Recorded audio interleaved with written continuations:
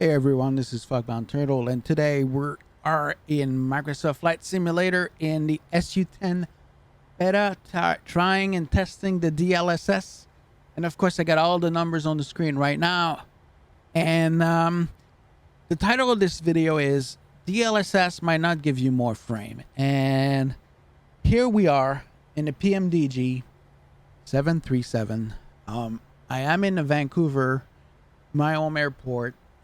Using Flight Sim Studio, I think they're called, airport. It's a custom airport. I am in an area where I have lots of mods for this area. This is what I'm normally getting, and you can see that I'm getting about 4950 frames per second. I mean, that's not bad. I'm on the ground. I got some settings here, that works for my system. But I want you to pay attention to these numbers on the top. So my video card is only being used at 62% at this moment. And this is the best scenario, right? Where engines are started, I'm ready to fly, right? So I'm going to go in the general option. I'm going to change that to TAA, which is a normal entire aliasing. And you can see that my frame actually hasn't changed whatsoever.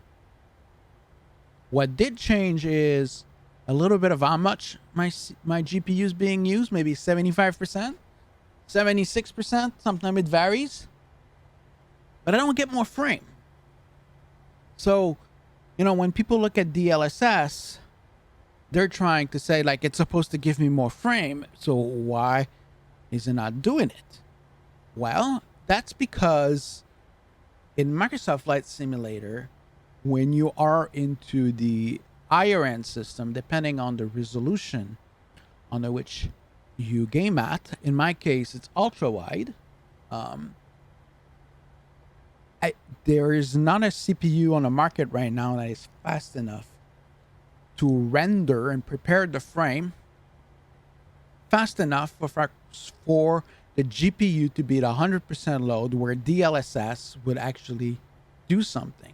If I look at my GPU right now, the rendering time is about 16 milliseconds.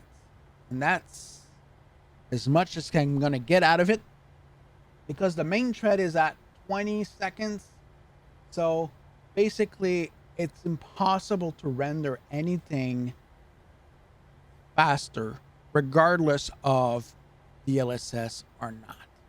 So, and the reason is basically bottleneck. And if you look at my CPU usage, you'll see that one thread is going to be fairly high, 91% at time. It's going to, and that is the bottleneck. And my CPU is boosting at 4450 clock. So basically, that's kind of maximum of this CPU boosting capability. Sometimes it boosts on all cores for that much, but that's the maximum I can get out of it. So DLSS will not provide you any benefits when it comes to frames.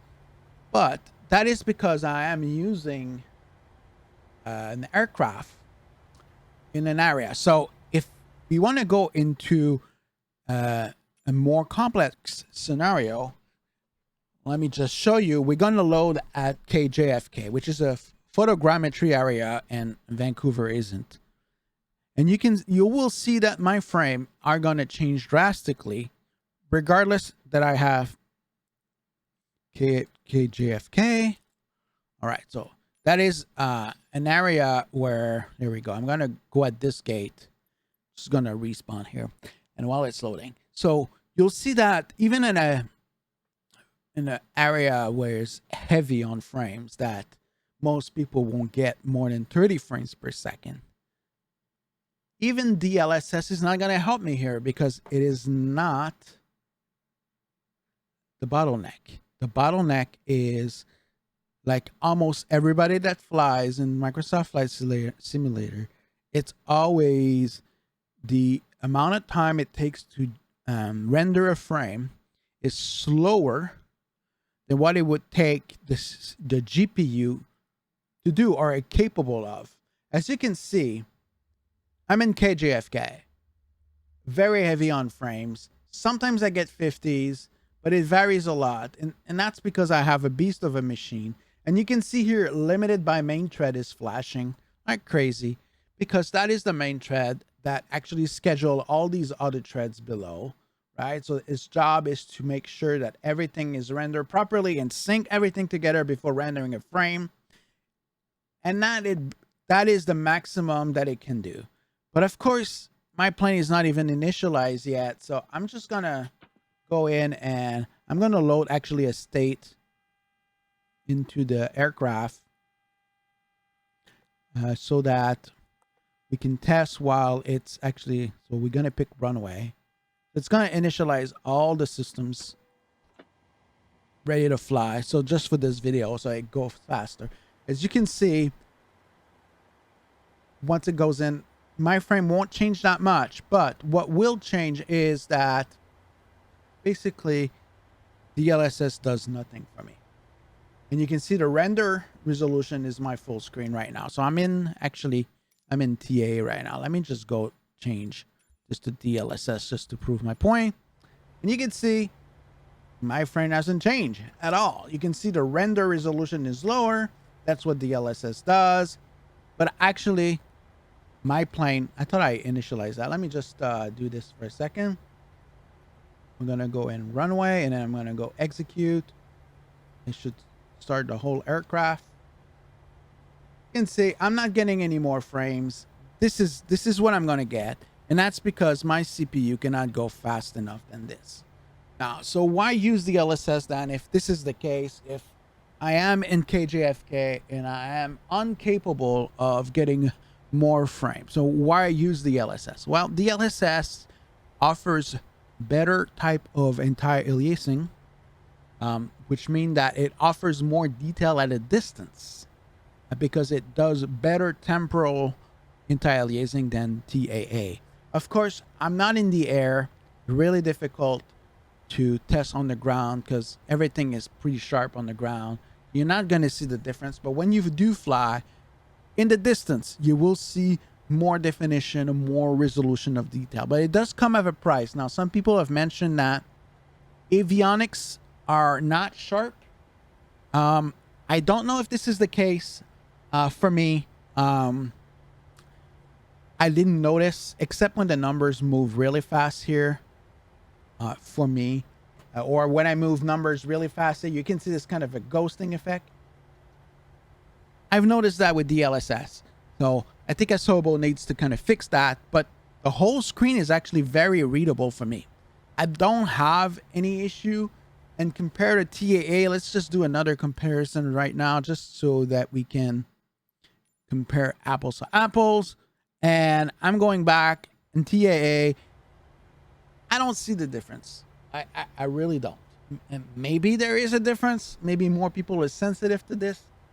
Maybe it's because you're not playing at a higher resolution than I am, and that doesn't make a difference. Now, for people who game at 4K, I think the DLSS would actually help because there are GPU bottleneck. This is not my case. I am CPU bottleneck. I'm gonna need to go to 4K to really take advantage of the DLSS and get more frames. So hopefully, guys, this help you understand why DLSS is not going to be the savior of Microsoft Flight Simulator, at least this moment, until Asobo is capable of loading the GPU more, so put more load into the GPU than they are capable at this point today, because my card is sitting at 74% right now. Maybe sometimes it goes to 80. If I go external, maybe I'll go higher. Yeah. Okay, now I got 90% of my card, so I'm almost using all of my GPU at this moment. This is why sometimes you'll see a little difference in frames.